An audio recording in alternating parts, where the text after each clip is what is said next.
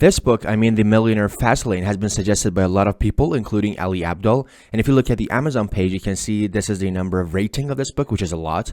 And also this is the rating of this book. And also if you look at the Amazon page, you can see, for example, that the audio version of this book is about 13 hours. And I'm trying to condense this 13 hours into this video. So first of all, let's talk about something called the law of affection. But what does it mean? What is the meaning of the law of affection?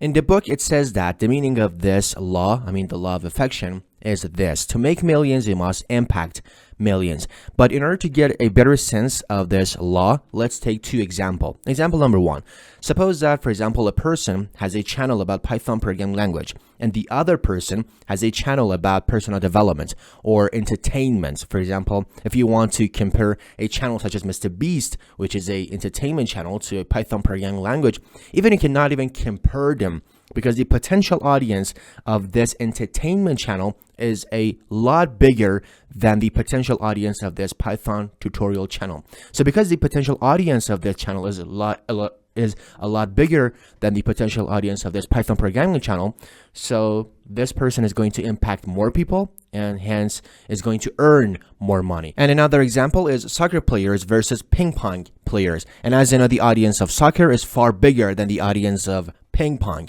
and so because they impact more people, they earn more money. If you look at the soccer players, you can see that they earn a lot of money when you want to compare them with ping pong players. And this is exactly one of the reasons that some people, especially in the recent years, they are questioning the niching down advice. They say that when you niche down, you're making your potential customers, your potential audience, smaller and smaller and smaller, and you are going to impact less people, and hence you're going to earn less money.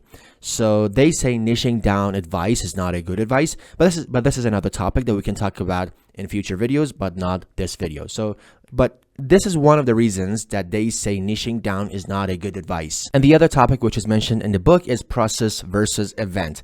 It says that a lot of people focus on the event and not the process that made that event. For example, in one of the videos of Ali Abdaal, he says that a lot of people look at my success and they say that you have had a one-night success, but they don't see the 5 years which I've been producing videos and no one was watching. And the author says that a lot of marketers use this because a lot of people focus on the event, not the process. So marketers focus on event and not the process in their advertisement. For example, here's an example. He says that I recently heard, and remember that he wrote this book in 2011. So when he says I recently means in 2011. So I recently heard something, and this is that thing. If at the end of 1940 you had invested $1,000 in the stocks of the S&P 500, you would now have $1,341,000. He says, so let's examine this fact, assuming it is fact. He says that, let's suppose it is 1940 and assume you are 20 years old. And you somehow got your hands on $1,000, which in today's dollars is about $15,000. And remember that when he says today, it means 2011. And based on these assumptions, he says, congratulations, it is now 2011 and you are 91 years old, because 2011 minus 1940 would be 71 years. And the other topic which is mentioned in the book is 5 Fastlane commandments, which basically says a good business ideally need to meet all of these 5 commandments. I myself added the word ideally, because you can see that there are a lot of businesses, especially some YouTubers, who are not meeting all of these commandments, but they are successful to some extent. That's why I added the word ideally. So anyway, a good business ideally need to meet all of these 5 commandments. So what are these 5 commandments? Number 1 is need. For example, in marketing, they say that when a customer wants to buy something from a company, from a business, that person is going to think of a couple of questions, a couple of whys, actually 3 whys. And the first one is, why should I buy this product? What is the need that this business is going to satisfy for me? And the next question is, why should I buy from you and not other companies? And the third question is, why should I buy right now? So as you can see, this need commandment is addressing to the first why in those 3 whys. And the next commandment is entry, which basically says you ideally want to build a business in a zone where the barrier for entry is high. For example, if someone says, I want to be the next Amazon, I want to be the next Google, that would be very hard. But if that person says, I want to be the next YouTuber, that wouldn't be very hard, or at least when you compare it to Amazon and Google, it is easier. So social media is easier when you want to compare it to Amazon or Google. Other than that, even social media by itself is hard.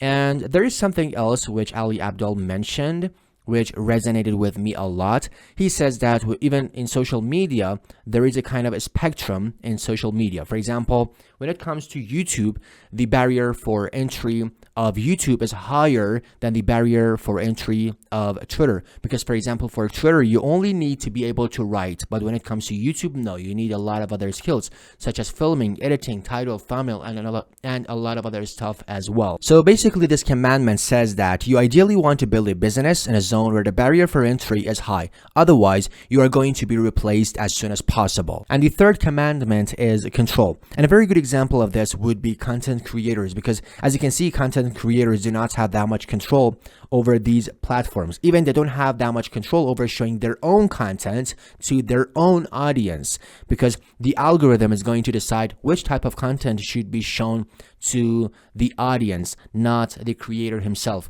So that's why you can see that some of them are trying to have some kind of newsletters to at least have that much control over showing their own content to their own audience. That's it. And the other things which are mentioned in this section of the book, it says that the drivers of Fastlane, here are some examples. He says that the author says that the drivers of Fastlane sell franchises, they don't buy them.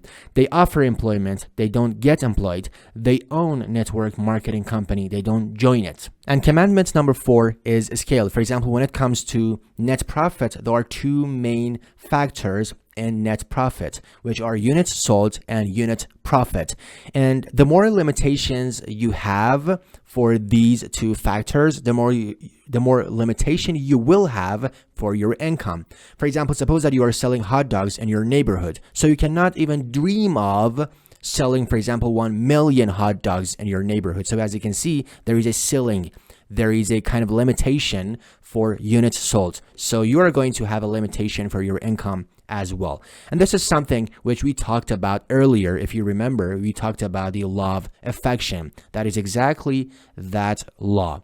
And the commandment number 5 is time, which says that a business attached to your time is a job, because you don't have any control over it. And also you cannot even scale that business if that business is attached to your time. And the other topic which is mentioned in the book is some categories of businesses with different levels of passivity. For example, he says that if you have a passive income that exceeds all your needs and lifestyle expenses, including taxes, you are retired. And that's why he mentions some categories with different levels of passivity.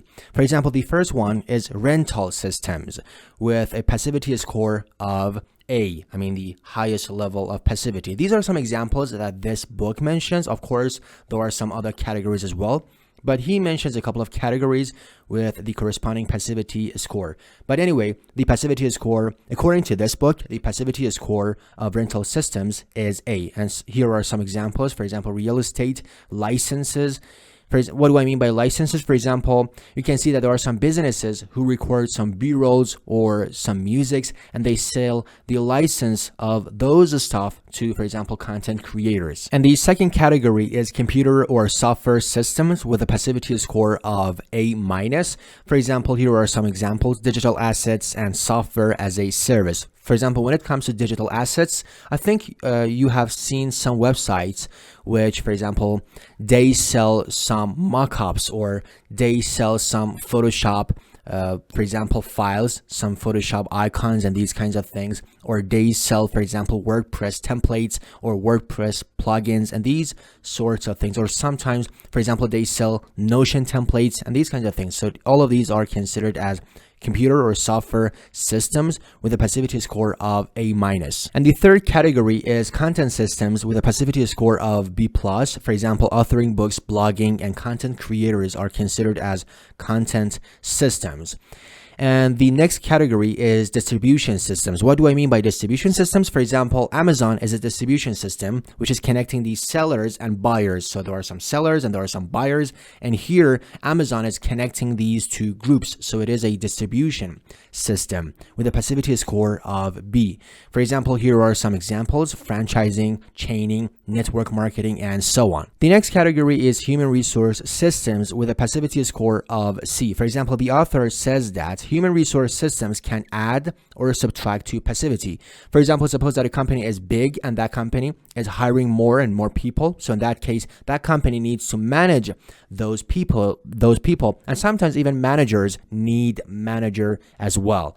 So as you can see, it is hard for that company to manage those people. So in this case, it is going to decrease the passivity. But in some other cases, the human resource can increase the passivity. For example, suppose that you are a content creator and you are hiring an editor. So in that case, you are hiring that editor because you want to increase the passivity of your business. And suddenly something popped into my mind. For example, when I was reading this book, there was a part of this book that the author says he had a business which on one side, that business was thriving, but on the other side, because of the nature of that business, they needed to hire more people.